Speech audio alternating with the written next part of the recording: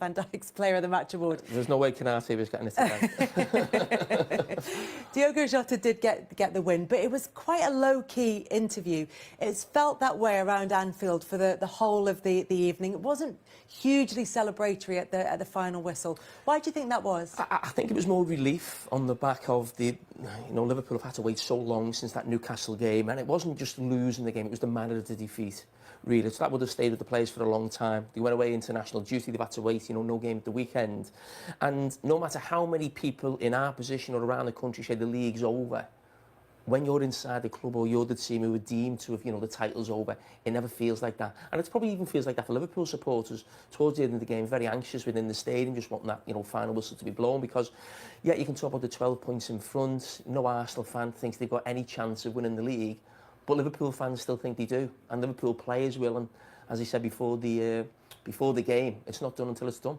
Duncan, you said earlier Everton defended really well in their own box. How did Liverpool make the breakthrough through Jota?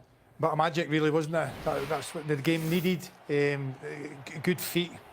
Obviously, there's a wee bit of, the boy was offside, wasn't he? Standing offside, but then he gets good feet, lovely feet, nice flick, and goes through. And that's probably the first time that Everton really would come and stuck in their box, because they were very good throughout the whole game at making clearances, getting their challenges in. There he is, Luis Diaz in the offside position. We'll clear that up in just a second, but what you can see is he doesn't make a move towards the ball, which is what the VAR is looking for when they judge that, as to whether or not he's illegally offside, rather than just standing in an offside position. I mean, you can see Tarkowski, he knows he's there, he looks at him, he actually puts his arm out as well to look at him. It's brilliant from Jota. But you see, just look at Tarkowski, he has one look, he has another look, he points his arm there. Now, he doesn't probably go to ground if Luis Diaz isn't there. He probably just clears the ball up the pitch.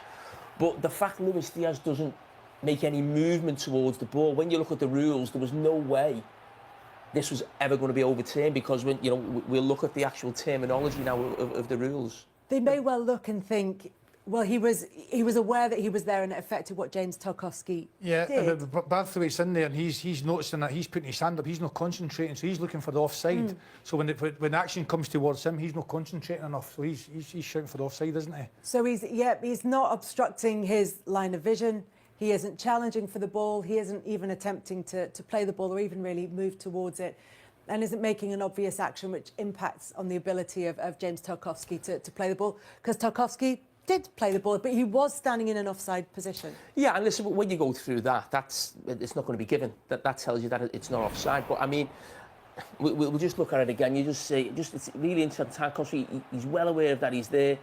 He makes a play to knock it into Ghana, and listen, it's brilliant from Jota, and it's probably the only real big chance Liverpool had in the game, certainly up until that stage. But I mean, there was something similar, I think, a few years ago actually with Harry Kane and Liverpool at a similar end of the pitch. I think Tottenham got the goal that day. But it's interesting when I'm commentating on that. Now, I think that's a goal when you actually look at the, go through the rule book.